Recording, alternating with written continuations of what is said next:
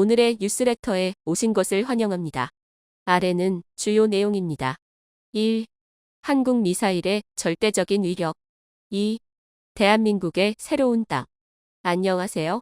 최근 한국은 대대적인 훈련을 통해 다연장 무기 전력 강화에 시동을 걸었습니다. 서해에 이어 동해에도 추가 배치하며 영향권을 넓혀나가고 있는데요. 폴란드가 이 행보를 입맛을 다시면서 지켜보고 있었습니다. 최근에 폴란드는 한국산 무기라면 모조리 사갈 모양새입니다.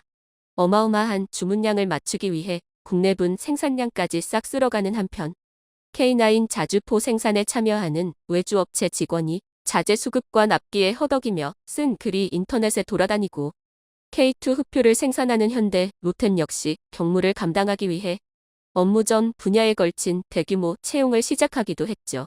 폴란드는 얼마나 마음이 급했는지 당장 올해 안에 K2 흡표 10대, K9 자주포 23운을 인도받기로 하고 올가을에는 폴란드군 전차병을 한국에 파견해 훈련까지 시키기로 결정했습니다.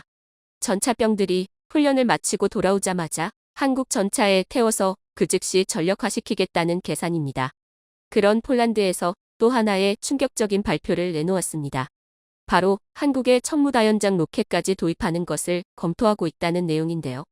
우크라이나 전쟁의 게임 체인저라 불리는 미국의 M14 하이마즈를 포기하고 한국의 천무를 선택하겠다는 것입니다. 이러한 결정에는 어떠한 배경이 있는 것인지 지금부터 자세히 알아보도록 하겠습니다.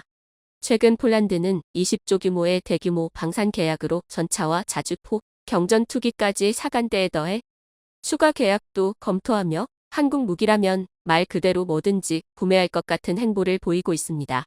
마리우스 브와슈차크 폴란드 부총리 겸 국방부 장관은 현지 매체인 폴스키 타임즈와의 인터뷰를 통해 K239 천무다연장 로켓의 잠재적 도입 및 공동개발까지 한국과 논의 중이라는 이야기를 꺼냈는데요. 여기서 브와슈차크는 모든 분야의 장비에 관심을 보이고 있다고 말하며 천무 도입이라는 결정까지 도달한 경과에 대해 간략하게 설명했습니다. 그는 최근 우크라이나 러시아 전쟁에서 다연장 로켓포가 보여주는 강력한 화력에 깊은 인상을 받았다고 말하며 화력의 중요성에 대해 깨달았다고 전했습니다. 당초 폴란드는 미국의 하이마즈를 주문했지만 미국이 이런저런 핑계를 대며 넘겨주기를 주저해 여태까지 한데도 인도받지 못했죠. 미국은 폴란드 대신에 당장 화력이 필요한 우크라이나에 하이마즈를 제공했고 거기서 하이마즈가 엄청난 활약을 하는 모습을 본 폴란드는 더욱 조급해졌습니다. 전쟁이 길어지며 미국으로부터 하이마즈를 받을 수 없을 것이 거의 확실해지자 폴란드는 하이마즈를 대체할 무기가 필요했고 그 무기로 한국에 천무만 한 게 없다는 결론에 이르러 주저할 틈도 없이 곧바로 천무 계약까지 논의한 것입니다. 브와슈차크가 천무의 이야기를 하면서 우크라이나 전쟁에서의 다연장 로켓포의 위력을 언급한 것은 실제로 하이마즈 때문에 전쟁의 양상이 크게 뒤바뀌었기 때문입니다. 지난 6월 우크라이나에 투입된 하이마즈는 사실 검증된 무기라고 보기는 어려웠습니다. 전쟁 초기 강력한 위력을 뽐낸 드론을 포함해 초소형, 스마트 웨폰이 전쟁의 승패를 가로지르는 중요한 요소가 될 것이라는 분석들이 잇따르면서 하이마즈 같은 대형 무기가 나설 무대는 없을 것으로 보였습니다. 모스크바함 침몰의 주역인 터키산 드론은 물론이고 다양한 사이즈의 중국산 드론이 얼마나 전쟁의 흐름을 바꾸고 있는지도 자주 언급되었으며 휴대용 대전차 미사일 제블린의 활약으로 인해 전차 무용론은 잊을만 하면 군사 전문지에 등장할 정도로 대형 무기에 대한 여론이 좋지 않았던 것이 사실입니다. 그러나 하이마즈가 배치되자마자 몰려오던 러시아군의 진격을 가로막으면서 소형 드론이 현대전에서 어느 정도 역할을 하긴 하지만 그보다도 강력한 화력을 통한 억지력이 아직까진 훨씬 효과적이라는 분석이 등장하며 평가가 180도 반전되었습니다. 특히 러시아군이 우크라이나에 구축한 탄약고와 병참기지, 지휘부 등이 대처할 틈도 없이 단 16문의 하이마즈에 줄줄이 녹아내리는 모습을 지켜보면서 우크라이나 군은 그 가치를 알아보고 미국에 더 많은 하이마즈를 지원해줄 것을 요청하기 시작했습니다. 우크라이나는 공식적으로 러시아군의 주요 거점은 물론이고 바그너 그룹, 스페츠나츠 등의 고가치 병력까지 일망타진할 수 있었던 것은 모두 하이마즈 덕분이라고 이야기하며 하이마스가 전장에 게임 체인저라고 칭찬에 마지 않았습니다. 러시아도 하이마즈의 상상 이상의 화력에 뼈아픈 타격이 끊이지 않자 크게 당황해서 자신들이 하이마즈를 파괴했다는 프로파간다까지 여러 번 뿌려대며 경계하는 모습을 보였습니다. 하지만 미국은 이들이 뿌린 프로파간다 내용 그대로라면 16문밖에 안 준 하이마즈가 총 30문은 파괴된 셈이라며 완전히 거짓말이고 푸틴과 러시아는 겁에 질려 있다고 조롱했죠. 최근 보도에 따르면 러시아가 파괴했다고 믿고 있던 하이마즈는 우크라이나군이 비슷한 겉모습으로 만들어 야전 배치한 목재 디코이였다고 합니다. 세르게이 쇼이구 러시아 국방부 장관도 하이마즈의 상상밖의 위력에 당황하며 그동안 차츰차츰 러시아 우세로 돌려놓았던 전황이 갑자기 우크라이나에 기울자 식은 땀을 흘리고 있다고 하죠. 그는 허겁지겁 보스토크 대대를 찾아가 고정밀 무기로 하이마즈 타격을 우선시할 것을 주문했다고 합니다.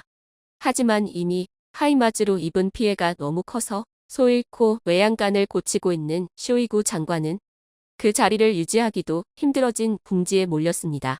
이렇듯 유례없이 벌벌 떨고 있는 러시아의 반응에 폴란드는 물론이고 러시아의 침략에 노출된 다른 국가들 역시 다연장 로켓포의 도입에 큰 관심을 보이고 있는데요. 이 가운데 폴란드가 발빠르게 하이마즈가 아닌 한국 천무에 붙음에 따라 한국은 다연장 로켓포 도입 경쟁에서도 우세를 점하게 되었습니다. 사실 천무의 화력은 그 하이마즈와 비견될 정도로 뛰어날 뿐만 아니라 탁월한 가성비까지 자랑합니다. K239 천무 다연장 로켓포는 90K136 구룡 시스템을 대체하고 한국 포병의 능력을 향상시키기 위해 만들어졌습니다. 구룡 대비 사거리와 화력, 정확도가 비약적으로 상승하여 군단급 정찰 무인기와 더불어 군단 작전 반경을 획기적으로 늘린 체계로 평가받습니다. 천무는 탁월한 험지 돌파력이라는 장점을 지니고 있는데요.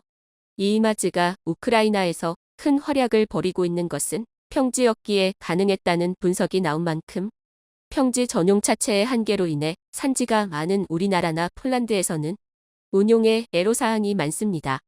반면 천무는 애초부터 한국 지형에서 사용할 것을 염두에 두고 만든 무기이기 때문에 산악 지형에서 강점을 보입니다.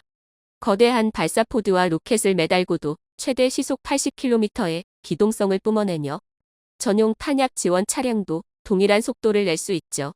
또한 천무는 다양한 구경의 탄약 체계를 발사할 수 있는데요. 런처에는 2개의 발사포드가 장착되어 있고 여기에 기존 130mm 구룡 로켓, 227mm 확산탄, 239mm 유도로켓 등 다양한 무기를 골라 끼울 수 있는 범용성을 갖추고 있죠. 심지어는 KTSSM으로 불리는 400mm, 600mm 전술지대지 유도 무기까지 조만간 천무에 통합될 것으로 보이는데요. KTSSM은 무려 290km의 사정거리를 자랑해 한국판 어택지로도 유명합니다.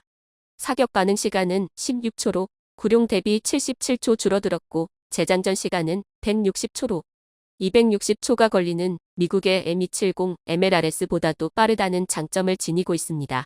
거기다 6발 밖에 장전할 수 없는 하이마즈와 달리 천무는 1회 장전으로 227mm와 239mm를 12발까지 발사할 수 있습니다. 이렇듯 기동성 측면에서도 운용성 측면에서도 심지어는 화력으로도 현재 최강이라 불리는 하이마즈 대비 전혀 부족함이 없는 무기면서 가격은 반 정도밖에 안 하기 때문에 천무는 하이마즈의 상위 호환에 가깝다는 분석까지 나오는 상황. 천무는 현재 북한의 장사정포의 위협에 맞서기 위해 한국의 주요 지형에 배치되어 있습니다.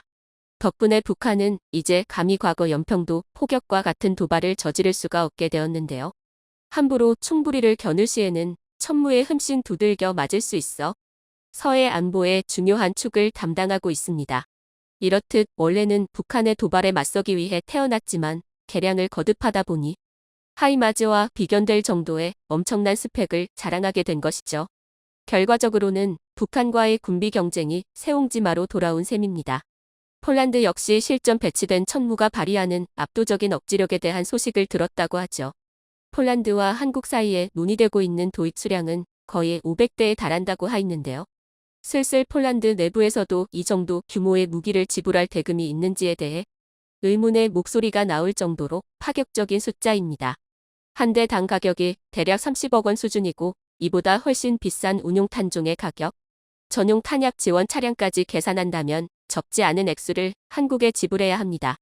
그럼에도 불구하고 더 강력한 화력의 무기 타는 폴란드는 천무 도입에 엄청난 열의를 보이며 아예 기술 이전까지 노리고 있는데요. 이렇게 폴란드가 무리를 하면서까지 천무를 노린 이유가 최근 드러나면서 폴란드의 선견 지명에 전 세계가 놀라워하고 있습니다.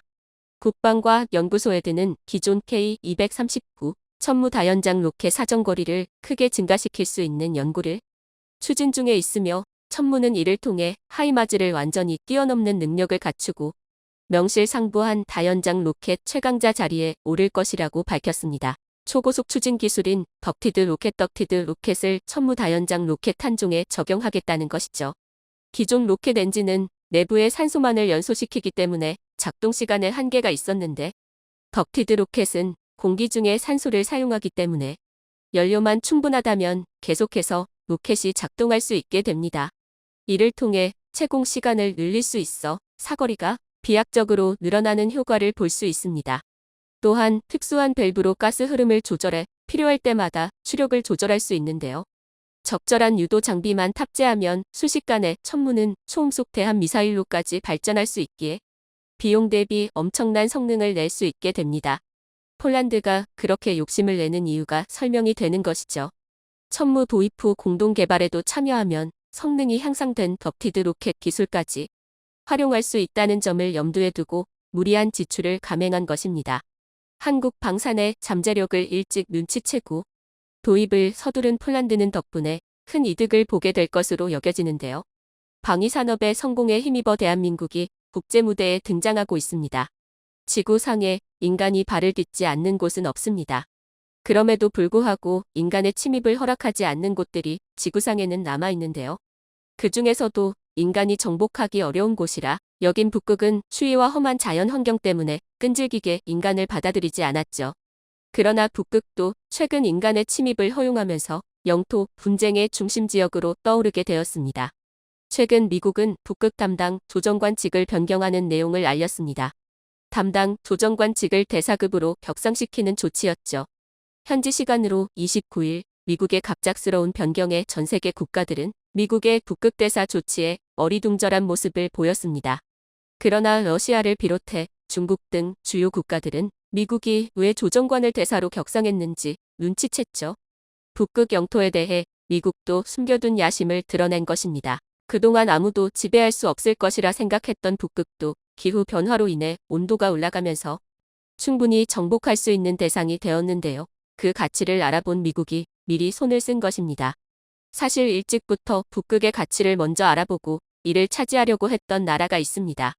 바로 러시아가 그 주인공인데요. 러시아는 북극이 러시아 영토라 주장했습니다. 캐나다와 덴마크 쪽에서 러시아 시베리아 쪽으로 가로지르는 1700km가량의 로모노소프 해령이 자신들의 것이라고 주장하면서 이 지역에 해당하는 지대가 다 러시아 소유라고 주장한 것이죠. 1948년 옛 소련 학자들이 북극점을 탐험하다가 수심이 매우 얇은 바다를 돌던 중 해령을 발견한 것인데요. 극지 연구에 공을 세운 미하일 로모노소프의 이름을 따 로모노소프 해령이 인류 역사에 그 모습을 드러낸 것입니다. 시베리아 군도의 연장선에 있는 이곳은 러시아 영토로서 결격이 없다고 말하며 2001년 유엔에 관련 서류를 제출하면서 러시아는 북극 영토를 탐냈죠. 유엔 대륙붕한계위원회는 러시아의 주장에 황당무계하다는 반응을 보였습니다. 증거가 부족하다며 러시아의 북극 영토 신청을 거부했지만 2015년 러시아는 포기하지 않고 같은 주장을 했습니다. 이번에는 해령 근처와 시베리아 군도의 연관성을 드러낸 자료를 보충해 유엔에 영토 인정을 해달라고 요청한 것이죠.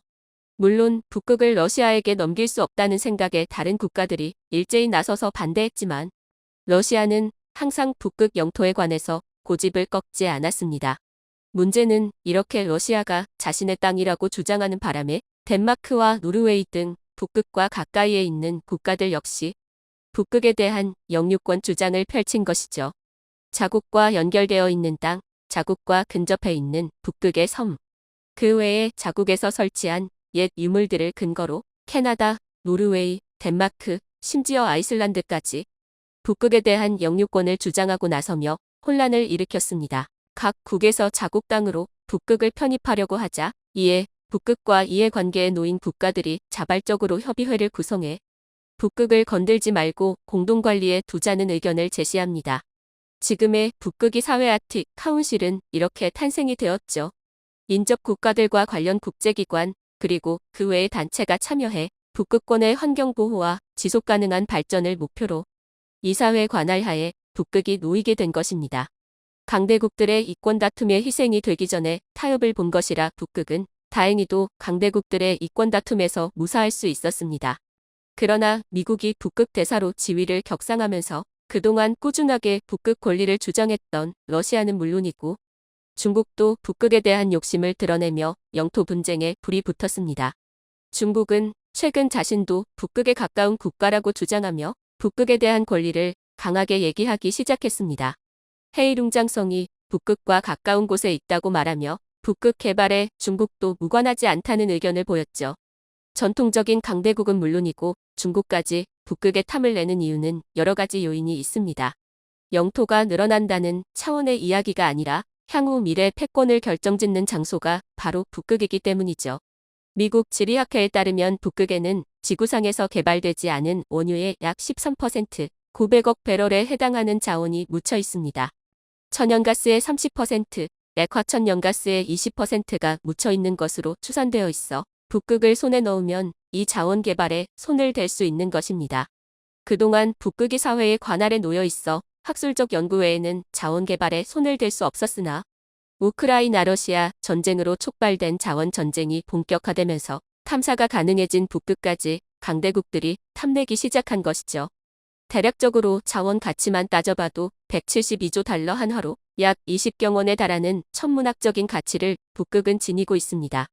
그뿐만 아니라 금, 은, 석탄 등 가치 있는 광물은 물론이고 IT 회사에서 자원 확보를 위해 열을 올리고 있는 우라늄, 니오듐, 철, 망간 등 희토류 역시 매장되어 있어 안정적으로 자원을 수급할 수 있습니다. 고급 어종들 역시 북극에 다수 있습니다. 가자미, 넙치, 대게는 물론이고 명태, 대구 등 셀 수 없는 종들을 쉽게 잡을 수 있는 황금어장이기 때문에 온난화가 진행되면 이곳에 서식하는 어종들은 값을 따질 수 없을 정도로 귀중한 식량이 됩니다. 그 외에 지리적인 요인 역시 중요한 요소인데요. 특히 북극 항로가 북극을 탐내는 주요 요인이 됩니다. 아프리카 희망봉을 거쳐 유럽과 아시아를 가로지르는 해운 항로보다 더 짧은 거리가 바로 북극 항로죠. 여러 이점이 있기 때문에 북극을 포기하는 것은 있을 수 없는 일. 러시아는 이러한 미국의 행보에 참을 수 없다는 의사를 드러내며 북극의 정당한 주인은 러시아라는 사실을 주지시켰습니다. 니콜라이 코르추노프는 타스 통신을 통해 북극에서의 군사적 활동은 러시아를 자극하는 일이며 북극과 가장 많은 부분을 맞닿아 있는 러시아는 정당한 북극의 주인이라며 대규모 혹한 훈련을 예고하는 모습을 보였습니다. 전쟁이 한창인데도 북극 주도권을 뺏기지 않으려 군대를 동원한 것이죠. 그러나 러시아의 이러한 요구는 헛된 희망으로 끝날 가능성이 높은데요. 바로 러시아가 북극이 사회에서 쫓겨났기 때문입니다. 전쟁으로 인해 북극이 사회의 주요 회원국인 러시아는 우크라이나 전쟁으로 인해 이사회 자격을 박탈당했습니다. 북극과 관련된 논의는 어찌되었든 이사회를 통해 진행되기 때문에 이사회의 주요 회원국 자리가 비게 되었죠. 그런데 놀랍게도 이 자리에 한국이 자리를 잡을 수 있게 된 것입니다. 그동안 이사회의 옵저버 국가에 있었으나 러시아가 비게 되면서 그 자리에 한국이 자리를 차지할 수 있게 된 것입니다. 정부는 북극의 지속가능한 발전과 북극의 자연 환경을 보호하기 위해 다양한 활동을 펼치며 북극에 대한 꾸준한 관심을 표현했습니다. 해양수산부는 북극 협력 사업과 기후 변화 문제에 보다 적극적으로 대응하기 위한 한국 북극 협력 네트워크 KONAC를 설치하기도 했죠. 북극의 북극다산 과학기지를 건설하면서 북극의 생태 변화를 연구하는 데 기여한 것은 물론 쇠빙연구선 아라운호 건조를 통해 연구 인프라를 다지고 북극 연구에 기여하기도 했습니다. 북극과학 최고회의를 성공적으로 개최하면서 대내외적으로 북극에 관해 한국이 정성을 들이고 있다는 것을 공표하기도 했죠. 그런 기여를 미국은 물론 다른 국가들도 잘 알고 있었습니다. 러시아의 빈자리에 한국을 추천한 것도 이상하지 않죠. 게다가 쇠빙선 분야에서 한국의 도움이 없으면 연구가 불가능한 상황. 한국은 세계 최초로 쇠빙 LNG선을 개발해 얼음이 얼어있는 북극 항로를 이용해 LNG를 운반할 수 있게 되었습니다. 한국의 뛰어난 건조 실력이 쇠빙선에서도 빛난 것이죠. 다른 국가들 입장에선 향후 북극 연구와 북극 진출에 반드시 필요한 쇠빙선 기술을 가진 한국의 협력이 최우선인 상황. 그렇기에 한국을 이사회의 주요 멤버로 받아들이는 것에 반대하지 않았던 것이죠. 정치적인 이유 역시 한국의 진출에 큰 기여를 했습니다. 아시아 국가가 필요한 가운데 중국의 북극 땅 주장을 원천 봉쇄할 수 있는 최적의 국가로 미국이 한국을 염두한 것도 이번 이사회 회원국 결정에 영향을 미쳤습니다. 덕분에 한국은 이사회의 주요 회원국 자리에 오르게 되면서 향후 있을 북극 땅 분배에서도 유리한 위치를 선점할 수 있게 되었습니다. 최근 북극 분할에 대한 이야기가 나오며 이사회 주도로 영토 분할을 하자는 주장에 힘이 실리고 있습니다. 이사회 주도로 남극을 분할해 나눠 가지자는 주장인데요. 1월 한국은 과거 러시아가 자기 땅이라고 주장한 북극 영토를 한국령 북극으로 인계받을 수 있게 되었습니다. 상당한 북극 영토를 한국이 소유할 수 있게 된 것인데요. 이에 옵저버 국가로 남아있는 일본이 크게 반발했다고 합니다. 북극이 사회 자격을 버리고 탈퇴하겠다는 의사를 드러냈다고 하는데요. 북극까지 손에 넣게 된 대한민국의 자랑스러운 행보에 박수를 보냅니다. 시청해주셔서 감사합니다.